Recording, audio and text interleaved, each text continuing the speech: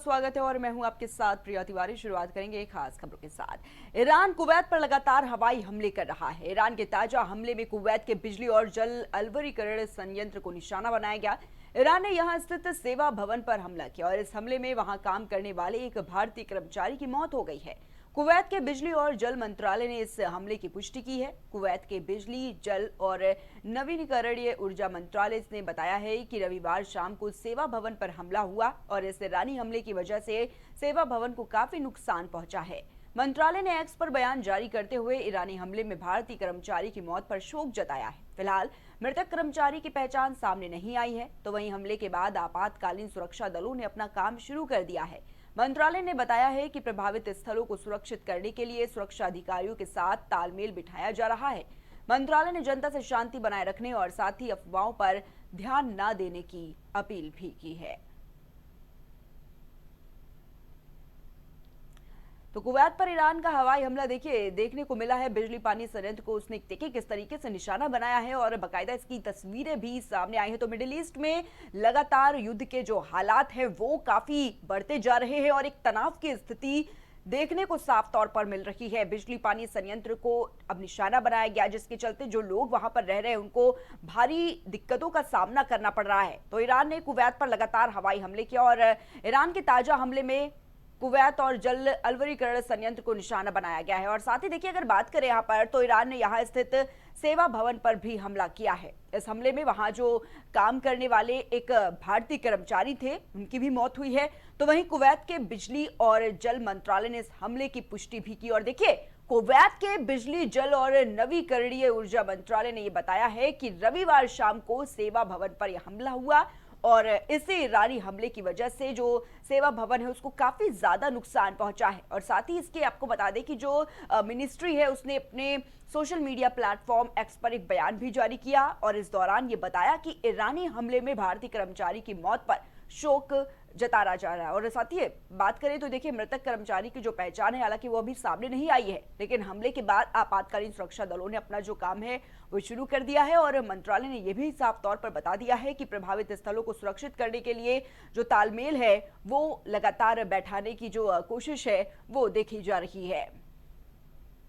वहीं बजट सत्र के दूसरा चरण का आज 12वां दिन है और आज लोकसभा में देश को नक्सलवाद से मुक्त करने के लक्ष्य की दिशा में केंद्र सरकार के प्रयासों पर चर्चा होगी। शिवसेना सांसद श्रीकांत शिंदे चर्चा की शुरुआत करेंगे। दरअसल केंद्रीय गृह मंत्री अमित शाह पहले कई बार कह चुके हैं कि सरकार का लक्ष्य 31 मार्च 2026 तक देश को नक्सलवाद से पूरी तरह मुक्त करना है।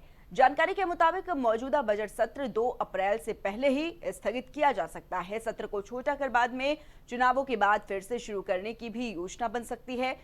तो वहीं महिला आरक्षण कानून में बदलाव के लिए सरकार अभी संविधान संशोधन बिल लाने के मूड में नहीं है। आपको बता दें कि लोकसभा सीटों को 543 से बढ़ाकर 816 करने और साथ ही 273 सीटें महिलाओं के लिए आरक्षित करने का प्रस्ताव फिलहाल आगे बढ़ता हुआ नजर नहीं आ रहा है। तो संसद सत्र का आज 12वां दिन है और ये कहा जा रहा है कि तमाम मुद्दों पर चर्चा हो सकती है और साथ ही लोकसभा में नक्सल मुक्त भारत पर भी एक विशेष चर्चा देखने को मिल सकती है।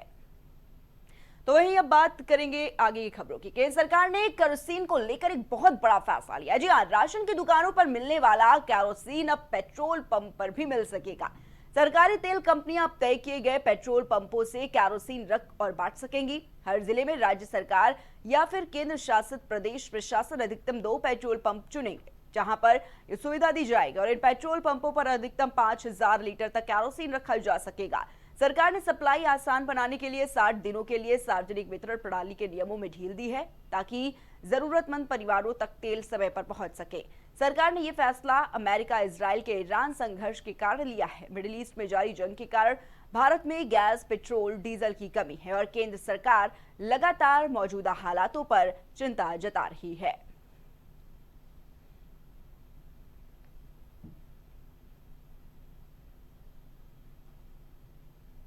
उत्तर प्रदेश लोक सेवा आयोग ने देर रात संयुक्त राज्य उच्च अधीनस्थ सेवा परीक्षा 2024 के फाइनल रिजल्ट घोषित कर दिए हैं। इस परीक्षा में नेहा पांचाल ने टॉप किया है, जबकि दूसरे स्थान पर यूपी की अनन्या त्रिवेदी और तीसरे स्थान पर अभय प्रताप सिंह रहे। तो वहीं टॉप 10 में 6 महिलाएं शामिल हैं, जिनमें से 4 महिलाएं यूपी की हैं। आयोग के मुताबिक 24 श्रेणियों के लिए कुल 947 पदों पर भर्तियां की जानी है, लेकिन परीक्षा में कुल 932 अभ्यर्थियों को सफल घोषित किया गया है। ऐसे में उपयुक्त उम्मीदवारों के उपलब्ध न होने के कारण व्यवस्था अधिकारी का 1 पद और व्यवस्थापक के 14 पद खाली रह गए हैं। आपको बता दें कि कुल 932 चयनित अभ्यर्थियों में से 613 पुरुष और 319 महिलाएं हैं। महिलाओं की सफलता रेट जो है वो 34.22% है और इससे पहले पीसीएस 2023 में चुने गए 251 अभ्यर्थियों में से 167 पुरुष और 84 महिलाएं थीं, जिसमें महिलाओं की सफलता दर लगभग 33.46% थी। वहीं हिमाचल प्रदेश की बात करते हैं। हिमाचल प्रदेश के ऊंचाई वाले इलाकों में बर्फबारी हो रही है। लाहौल स्पीति कुल्लू के मनाली में बर्फबारी के बाद मौसम बदला नजर आया है, तो वहीं कश्मीर में भी घाटी के ऊंचाई वाले इलाकों में बर्फबारी और मैदानी इलाकों में बारिश हुई है। मौसम विभाग के मुताबिक वेस्टर्न डिस्टर्बेंस के कारण ऐसा हो सक रहा है और जम्मू कश्मीर में गुलमर्ग, पहलगाम, यूसमर्ग, गुरेज, रजदान, टॉप और सोनमर्ग, जोजिला जैसे ऊंचाई वाले इलाकों में बीते दिन बर्फबारी हुई। श्रीनगर लेह राष्ट्रीय राजमार्ग और बांदीपुरा गुरेज सड़क को बंद करना पड़ा है, तो वहीं हरियाणा पंजाब के कुछ हिस्सों में बारिश हुई है। चंडीगढ़ में भी बारिश हुई है। मौसम विभाग ने आज दिल्ली में आंधी बारिश का येलो अलर्ट जारी किया है, तो वहीं आंध्र प्रदेश में भी आज बारिश की संभावना जताई जा रही है। तो पूरी तरीके से अगर बात करें तो देखिए मध्य प्रदेश में भी और उत्तर प्रदेश में भी इससे पहले जो मौसम विभाग का अलर्ट था वो जारी किया गया है। लेकिन देखिए दिल्ली की बात करें तो दिल्ली में भी आंधी बारिश का अलर्ट जारी हुआ है, लेकिन हिमाचल प्रदेश में जो बर्फबारी है वो जारी है और जितने भी ऊंचाई वाली जगह है वहां पर अगर बात करें तो कुछ ऐसे रास्ते भी हैं जिनको बंद करना पड़ा है। खास खबरों में फिलहाल इतना ही। आप देखते रहिए इंडिया सुपरफास्ट।